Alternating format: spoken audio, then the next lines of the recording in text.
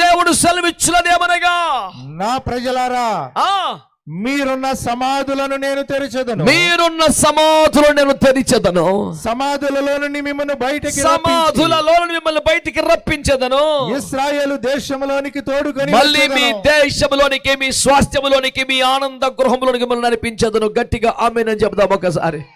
హల్లెలూయా.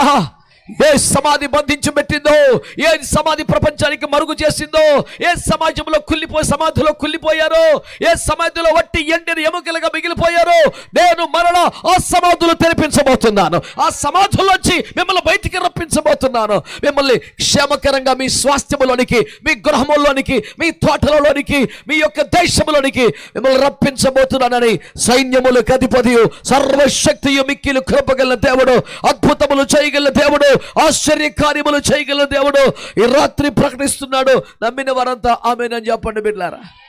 ఆమేన్. హల్లెలూయా.